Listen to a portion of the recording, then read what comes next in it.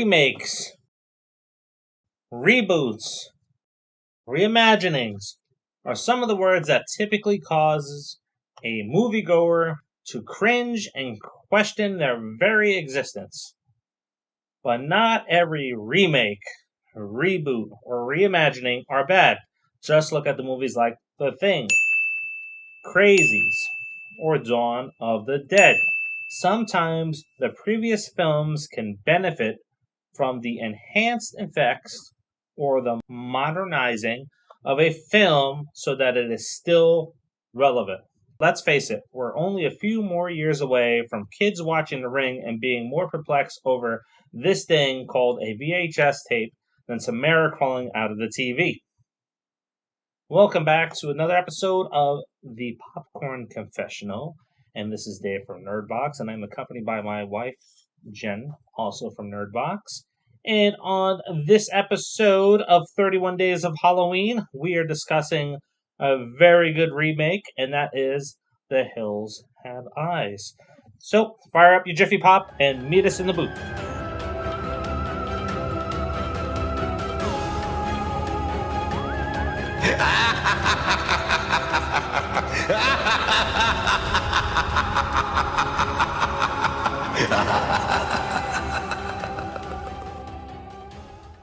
Big Bob, as he's affectionately called, his wife, Ethel, his 3 children, son-in-law, and granddaughter are heading to San Diego from Cleveland with their camper.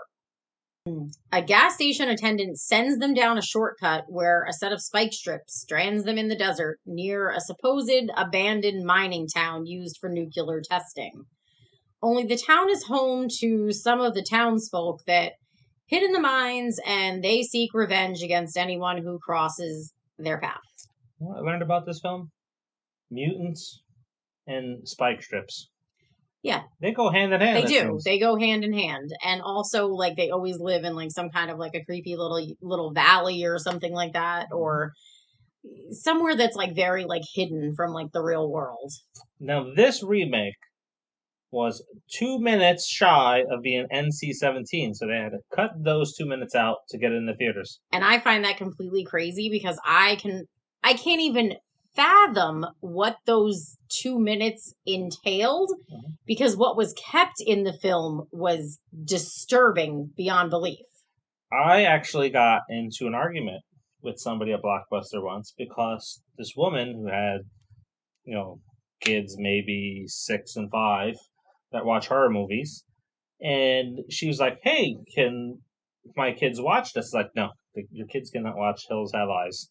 They definitely cannot. She's like, "Well, is there any nudity in it?" It's like, no nudity in this film, but there is a violent rape scene in this movie. And she's like, "Oh, okay, well, as long as they don't get to see their first boob from me, I'm okay." It's like, oh, Miss, so you're going to show them their first rape scene? Yeah, and that rape scene is sort of brutal. Yeah, oof. I'm not going to say how old I am, but it disturbs me to this day. And I've seen this movie several times. It's one that we generally go to each year around Halloween time. And it always disturbs me to watch that scene. Yep. I look away most of the time. And of course, I am a woman. So obviously, it's very bothersome for women, I think, especially because, it's a rape scene. I turn away. Still, I look away. I don't really watch that scene. Now, it's not a shot-for-shot remake. No. But it benefits from better effects that are out there. Mm-hmm. Now, it was mixed between CGI and practical effects. Yeah. So a lot of the mutants in this are a lot more creepier. Definitely. Than in the original film. Yeah. Yeah. So, I think in the original film they look cavemanish. Yeah. Here they really look like mutants. But again, the first one was what, 1977? Yes. Wes Craven didn't direct this, but he did produce it. He had a say in a lot of the stuff with the film. Which makes sense. Yeah. He originally wanted to take this retelling back to the original location where they shot the film, but condominiums. Yeah, now it's a big condo complex. Yeah. So they couldn't do it. So they had to move to Morocco. Yeah. And work in 120-degree weather. Yeah. Well, at least you know now when you watch the movie that the sweat wasn't fake. Yeah, they were sweating their ass They off. were really sweating their ass off. Now, if you watch a lot of horror movies and suspense movies, there's a voice in this film that when you hear it, you're like, oh, shit, I know that voice. And that's exactly what I did this time watching it, because I didn't realize it the other times I would watch it.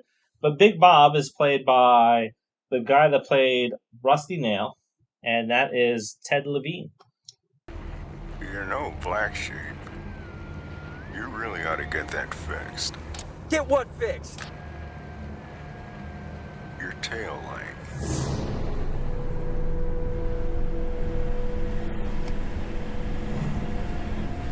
And most of the lines that he did in this movie was improv. Yeah. So that's pretty cool. Because he was really funny in the movie. Yeah. I liked Big Bob. Yeah. So like the original. And if you haven't seen that, like I said, you have a camping trip, they hit the spike strips, and then stuff starts to go down in the desert. And there's dogs involved. Beauty and the Beast, which I originally wanted to get a pair of dogs with the name of Beauty and the Beast because of this movie. Never again. Nope, never happening. It will not happen. So there is a dog scene, there's a rape scene, there is a lot of good action in this. And I almost thought, like, when I watched it the first time, I was like, this would make a great video game. The way at the end, because he's going through different stages trying to find his baby, which happened in the first movie as well. Yeah. I thought the action scenes were really good, and I always like a film where you start out liking a character one way, because that's the way the character's portrayed, and then they flip-flop it on you, so you're either hating the character at the end or rooting for the character. Oh, you're talking about the son-in-law. Yes. Yeah, I really hated him in the beginning. Me too. But then I rooted for him. Not that they left much else to root for, but but I was rooting for him in the end. But in the beginning, I couldn't stand him. He was such a pompous ass. Yeah, he was. And he kept checking out his sister-in-law. I kind of thought that maybe he was cheating on his wife. I did too, because remember I even made a comment to you. I was like, oh yeah, I was like, this dude's fucking his sister-in-law, but he wasn't. I think he just was like frustrated, and they just had a baby, so whatever. He was like frustrated, but his sister-in-law was like in a bikini, actually it was her bra, I think, and he was like caught like looking at her, so he was still kind of a pig. Yeah, but he kind of gave off that vibe where if you had like a modern day cell phone on it, he'd be texting girls. Yeah. So it was, I don't know. But I think he really just was a workaholic. Yeah. I think that's what it was. Like, he really was just a workaholic. Now, what did you think of this one? The thing is, I don't really like the whole, like, deformed mutant people. Those types of movies, they just bother me. I don't know what it is about it. It just bothers me. But I liked the film itself. I think it was really well done. For a remake, stop giving remakes a bad name, because they don't always deserve the shit that they get. They really don't. I think there's lots of really good remakes. I like Hills Have Eyes from 1977, and I liked this Hills Have Eyes. Obviously, like he said, it wasn't, a direct take from it. There were some changes, but I think that the changes still made the movie very well done. It was a good movie. Yeah, I think this is better than the original. Mm-hmm. So, and you don't like mutants. You know those pictures in the beginning of the movie? I know they're real people. Yeah, birth defects. I think that's why it bothers me, maybe. Just because I know that, like, that stuff really happens. Like, but they're not mutants. They're just birth defects. So I think that's what bothers me. Yeah. But it's not because the writers did anything wrong. I mean, the movie was good, but... All right. So, as we've been saying, no rating on this film. It's a movie that you need to go out and watch. It's a remake that you need to watch and put it on your list of ones that are going to be very good and very well done and not forgettable like some of the other ones that we've seen. What do you rate it, though? Is it an A? Is it a B? Is it a C? Is it a D? Or is it you're not giving it a chance because it is a remake? Let us know by putting that in the comments. And what are other remakes that you enjoy? And what are some of the remakes that you really hate? Because there are some really bad ones. Oh, yeah. There's definitely some bad ones, but don't hate on all of them because of the few bad apples in the bunch. Because there are good ones. Yeah. It's like Scarface. Some people prefer the new Scarface. I prefer the original with James Cagney. I don't prefer either one. So, there. I'm not biased because I don't like either one of them. James Cagney was so good. Anyway. Like, subscribe, turn on the notifications, and share. Until tomorrow. See ya. See ya.